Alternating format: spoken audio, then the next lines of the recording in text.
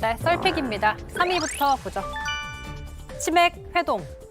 김동연 민주당 경기지사 후보가 경선에서 맞붙었던 안민석 조정식 의원, 염태영 전 수원특례시장과 치맥 회동을 했습니다. 원팀 정신을 강조했는데요. 김은혜 국민의힘 후보와는 날선 말을 주고받았습니다. 두 사람 서로를 향해서 윤석열 아바타, 실패한 부동산 정책의 경제사령탑이라며 쏘아붙였습니다. 신경전만큼이나 핫한 경기도지사 선거, 표심은 누구에게로 향하고 있을진 지켜보죠. 이 보시죠. 왜 이재명 출마만 논란? 송영길 전 민주당 대표가 서울시장 후보가 될 경우에 공석이 되는 인천 계양을에 이재명 상임고문 출마설이 나왔습니다. 성남에 인천까지 나오자 실랑이가 벌어졌는데요. 이준석 국민의힘 대표 이렇게 얘기했습니다. 성남시장이고 그래도 순회동에서 살고 거기서 살면서 경기도지사까지 이제 역임했는데 네. 뭐 계양 이런 데 간다 그러면은 뭐 그거는 이재명 후보가 속된 말로 좀 분당에 출마 용기가 없는 거 아니냐. 제가 이렇게 도발하겠습니다. 여기에 대해 송 전 대표, 왜 유독 이 고문 출마만 논란이 되냐 이렇게 받아쳤습니다. 우리 안철수 후보도 출마설이 나오고 있는 거 아니겠습니까? 예. 그리고 유승민 후보도 대선 후보로 나오는데 출마를 했던 거 아닙니까? 네. 홍준표 후보도 출마한 거 아닙니까? 네. 왜 이재명 후보 출마만 논란이 돼야 되는 거에 대해서도 의문입니다. 자신의 출마를 둘러싼 말들에 당사자인 이재명 상임 고문은 입장을 밝히지 않고 있습니다. 기다려보죠. 마지막으로 1위입니다. 나도 배지 떼고 조사받았다. 윤희숙 전 국민의힘 의원이 아빠 찬스 의혹에 휩싸인 정호영 보건복지부 장관 후보자와 김인철 교육부 장관 후보자 등을 향해서 한마디 했습니다. 지금 이 정도 무리를 일으켰으면 저는 사실은 전체 이 지도층으로서 조금 더 과하게 책임지는 모습이 어떨까 하는 생각이 들어요. 저도 배지 떼고 조사 받았어요, 경찰한테. 예. 개인적으로 억울할 수는 있지만 잘못이 있는지 없는지는 이후에 스스로 밝히면 된다며 국민을 피곤하게 만들지 말고 물러나야 한다고 했습니다. 지난해 부친의 땅 투기 의혹으로 의원직을 사퇴했던 윤 전 의원의 쓴소리, 후보자들은 어떻게 받아들이고 있을까요? 여러분이 빅한 오늘의 썰 무엇인가요? 네, 강정 아나운서가 세 가지 소식을 소개를 했는데요. 하나씩 골라서 좀 더 말을 더해보도록 하겠습니다. 김성애 소장님이 하나 고르시면. 예전 치맥 회동. 예. 예. 김동연 후보가 사실 되게 어려운 선택을 초반에 했어요. 전 거기서 깜짝 놀랐습니다. 사실 관료 출신들 당에 들어오는 거 저는 좀 부정적으로 바라보는데 예. 이분이 처음 들어올 땐 여론조사 얘기를 쭈뼛쭈뼛 하다가 됐고 뭐 뭐든 정해지는 대로 하겠습니다라고 해서 룰을 그냥 놔뒀단 말이에요. 그리고 실제 룰 세팅에서 제가 깜짝 놀랐던 건 이 결승전까지 결선 포함해서 투표까지 받았죠. 결선까지 받는다는 건 결국 그 당시 구도로 보면 민주당 기존 후보 중에서 한 사람이 대표로 뽑히고 1대1로 붙는 그림까지를 하면 이 굉장히 위험한 거였거든요. 근데 여기까지 받았다는 걸 보고 승부수를 던졌다. 근데 그게 맞는 것은요. 거기서 그 승부수를 안 던지면 권리당원들이 나중에라도 김동연 후보한테 마음을 안 줍니다. 예. 근데 권리당원이 제 편이 돼주실 거라고 믿습니다라고 하고 몸을 던지니까 권리당원들이 과반수를 넘게 지지를 해서 결국은 한 번에 판을 정리하지 않았습니까? 그러고 나서 자연스럽게 이제 세 분의 후보들이 같이 해서 이제 원팀 회동을 했다는 자체는 경기도 선거 전 참 쉽지 않다고 봤는데 김동연 후보의 선출 과정이 되게 좋았고 우리 김은혜 후보님께 딱 한 말씀만 드리면 대장동이라든지 하여튼 본인의 저격수 이미지를 강화할 수 있는 얘기로 지금 하실 때는 절대 아니다. 상대방에 대한 네거티브보다는 내가 윤석열 당선자의 최측근으로서 경기도에 정말 많은 일을 할 수 있다라는 좀 긍정적인 자세로 가셨으면 좋겠다. 말씀드리고 싶어요. 그래서 김성애 소장님의 그와 같은 생각을 미리 알아차리시고 김은혜 후보가 얼마 전에 여기저기 지역 사업과 필요한 것들을 다 정리해가지고 인수위로 가지고 오시던데요. 그래서 아마 안철수 위원장께 꽤나 이런저런 말씀을 많이 하시는 것 같았어요, 보면. 그래서 힘 있는 김은혜가 경기도를 발전시키겠습니다. 예. 이렇게 화면에서까지 얘기하시는 것 같은데요. 힘 있는 그 얘기는 많이 하는 것 같아요. 네, 뭐 네. 이른바 윤핵관인데 네. 그래서 경기도에 많이 도움을 줄 수 있다라는 얘기는 하고 있는데요. 네. 경기도에 대한 민심을 잠깐 보도록 하겠습니다. 여론조사를 보면 아시아경제가 리얼미터에 의뢰한 조사 박빙입니다. 27일과 28일에 조사한 건데요.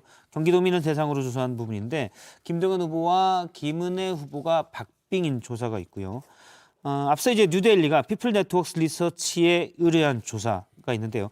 이 부분에서는 이제 김동연 후보가 꽤 앞서 있습니다. 이거는 23, 4일에 조사한 건데 조사 기관이 다르기 때문에 또 숫자도 조사 대상도 약간 다릅니다. 근데 박빙이거나 뭐 조금 차이 나거나. 전 이제 이 점에서는 뭐라고 말씀을 드려야 될까? 유승민 후보였으면 민주당 진짜 힘들었을 겁니다. 중도층에서 가지는 유승민이라는 캐릭터의 소구력 대단했는데 김동연하고 굉장히 많이 부딪히잖아요. 겹치죠. 예, 그 겹치는 부분이 있었는데 예, 뭐 저희들로서는 하여튼 좀 유리해지는 김은혜 후보님이 이렇게 올라오면서 중도층들에 대한 걱정을 좀 한시름 덜어놓고 시작하는 측면에서 좀 결과가 좋았다가 이번 주 민주당 지금 국회 때문에 시끄러웠잖아요. 예. 그래서 좀 지지율이 좀 따라잡힌 측면이 있는데 예, 선거는 6월 1일에 하니까요. 그 동안의 기간 동안 다음 이슈로 저는 넘어가게 될 거라고 보고 김동연 후보가 그런 점에서 조금 유리한 측면이 있어 보입니다. 근데 요 여론조사가 요게 7.8% 차이 났던 것은 물론 이제 조사 기관도 다르지만 예. 23, 24일이거든요. 그리고 비슷한 수치로 오히려 살짝 0.6% 앞선 여론조사는 27, 28일이에요. 예. 그러니까 어쨌든 이제 이 국힘 당내에서 경선이 있었고 유승민 후보가 탈락하고 나서 약간의 아쉬움들이 좀 있었던 것 같아요. 그러면서 김은혜 후보 지지가 초창기에 처음엔 좀 낮게 나오다가 빠르게 이걸 회복해서 지금 치열한 접전을 펼치고 있는 것이 아니냐 이렇게 해석할 수도 있어서 저는 김은혜 후보가 어쨌든 이게 경기 발전을 시킬 어떤 주역으로서 당선 가능성이 높지 않나 그렇게 보고 딱 한 말씀만 못하면 PNR 할 때는 김동연 후보가 후보로 확정되기 전이었습니다. 그렇군요. 알겠습니다. 지금 뭐 경기도 보고 당연히 뭐 김경진 전 의원님 입장에서는 여기서 갑자기 김동연 후보가 유리하지 않겠습니까라고 말할 수는 없지 않습니까? 아니 저는 사실 그대로를 얘기해. 예. 제가 또 이제 방송에 안 나오는 장소에서 들어볼 기회가 있으면 또 제가 이런 데 부자지라고는 하는데 거긴 아직 못 들었어요. 알겠습니다. 김경진 의원님도 하나 고르시면 예. 이재명 출마만 논란 이걸 한번 골라볼까요? 예. 저도 궁금하긴 해요. 이재명 후보께서 과연 이번 이제 재보궐선거에 출마를 하실 건지 말 건지, 그래서 또 어떤 결정을 내릴 것인지. 근데 출마를 한다면 분당으로 출마를 할 것인지 아니면 인천 계양으로 출마를 할 것인지. 예. 근데 인천 계양 같은 경우는 사실은 그쪽에서 송영길 지금 뭐 서울시장 예비 후보가 뭐 여러 차례 이긴 우선을 했죠. 전력이 있기 때문에 계양으로 출마하면 거의 국회의원 선거는 그냥 이길 가능성이 매우 높아 보이기는 한 것 같고, 분당으로 출마했을 때는 어떻게 될지 더더욱 지금 궁금해지는 상황이어서 출마 여부, 출마한다면 어느 지역으로 출마할 것인지 이게 사실은 초미의 관심사긴 합니다. 예. 분당갑 같은 경우는 김병관 지역위원장이 있죠. 그리고 출마 의지가 있는 것으로 알고 있고요. 이번 들어오면 이제 국회의원들 평균 재산이 갑자기 10억씩 올라가는 예, 뭐 특히나 IT 업계에서 오랜 기간 동안 해왔던 또 전설적인 인물이지 않습니까? 그런데 이재명 후보가 뭐 전 출마 여부에 대해서 전혀 아는 바는 없습니다만 상임고문이 현역 지원장이 있는 곳을 현역 지원장의 양해를 받고 출마를 하는 그림은 사실 조금 그리기 어려운 측면도 있습니다. 그래서 저는 이재명 상임고문이 출마하려고 여기저기 알아보는 것 자체가 사실이 아니고 뭐 계양 같은 경우도 뭐 그런 얘기가 있긴 합니다만 이재명 상임고문 측으로서부터는 어떤 움직임도 지금 없는 상태이기 때문에 이 문제는 사실 당이 전략적으로 판단해야 될 문제라고 생각을 하고 이번 선거에서 이재명이랑 카드를 쓸 것이냐 말 것이냐가 중요한 변수로 작동을 할 거라고 보고요. 그 부분은 어떻게 보세요? 송영길 이제 전 대표 얘기는 제도권으로 들어야 된다. 그래서 이번 6월에 열리는 지방선거와 함께 열리는 보궐선거에 들어오는 게 바람직하다. 그러니까 국회의원 배지를 다는 게 낫다라는 거잖아요. 그러니까 그 부분은 어떻게 보세요? 저는 이제 개인적으로 저한테 말씀을 여쭤보신다면 저는 이게 한 번 진 사람, 아깝게 진 사람이 전 국민한테 지금 채권을 한 장씩 나눠준 거거든요. 자, 여러분들 저한테 미안하시죠라고 나눠줬는데 그걸 지금 이번 지방선거에서 회수를 한다? 조금 아깝습니다. 예. 좀 더 기다리는 게 낫다. 조금 더 기다리는 게 낫고 그 문재인 후보 같은 경우 2012년에 낙선하고 나서 2015년에 당대표로 복귀했는데도 당내에서 얼마나 찬반 세력들이 많이 다퉜습니까?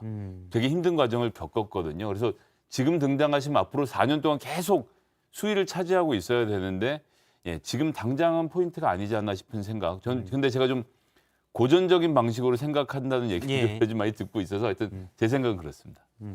일단 제가 참고로 말씀드리면 인천 계양은 지난 대선 때 개항 구 전체로 갑을을 안 따지고 을이 이제 비게 되는데 구 전체로 봤을 때 52대 43으로 당시 이재명 후보가 더 득표율이 높았던 것이고요. 제가 개항 을에 속하는 동네 계산동과 계양동의 득표율을 좀 봤거든요. 합산을 못해서 그냥 이렇게 말씀드린 건데 득표율도 좀 비슷하게 나온 것으로 보입니다. 분당 갑 지금 김은혜 후보의 원래 지역구죠. 분당 갑은 뭐 서현동 여기에 판교동 등이 들어가 있는데 55대 42로 윤석열 후보가 지난 대선 때 득표가 훨씬 높았습니다. 분당 전체가 그랬고요. 분당 갑도 제가 쭉 동별로 득표를 보니까 그 정도 차이가 나겠더라고요. 그래서 그러니까 민주당 지지층, 국민의힘 지지층을 놓고 보면 이 두 지역구가 확연히 다르긴 합니다. 예. 그래서 어쨌든 이 이재명이라고 하는 개인이 어떻게 보면 어떠한 정치적인 선택을 할 것인가 이게 참 다들 관심 있게 지금 지켜봐야 될 대목인 것 같아요. 근데 저 개인적으로는 모르겠어요. 근데 사실 송영길 지금 서울시장 예비 예. 후보가 나오는데도 이재명 후보, 이재명 고문의 뜻이 많이 작동을 했다. 이른바 명심. 예, 그다음에 경기도의 김동연 후보로 선출되는데도 결국은 이재명 고문의 뜻이 작동했다. 이런 얘기들이 돌잖아요, 보면. 이렇게 돌고 있을 바에는 차라리 그냥 나와서 국회의원 출마하고 그다음에 당선되면 뭐 당대표를 그냥 곧바로 해서 배후에서 뭔가 조정을 한다기보다는 본인이 직접 그냥 대놓고 당당하게 하는 것이 낫지 않나 그런 생각도 해봅니다. 일단 뭐 두 분의 의견을 종합하면 같은 편에서는 안 나오는 게 좋다. 상대편에서는 나오는 게 좋다. 그런 거 할까요? 적진에서는 나오세요라고 얘기하기 때문에 혹시 이재명 고문이나 측근이 보고 있으면 두 분의 의견을 분석을 해서 전화를 하면 될 것 같습니다. 이재명 후보가 잘 되길 바라는 건 아니잖아요. 솔직히. 다 사람 다 잘 돼야죠. 잘 되길 바라는 겁니다. 알겠습니다. 네, 오늘 들은 말씀 여기까지 듣겠습니다. 고맙습니다.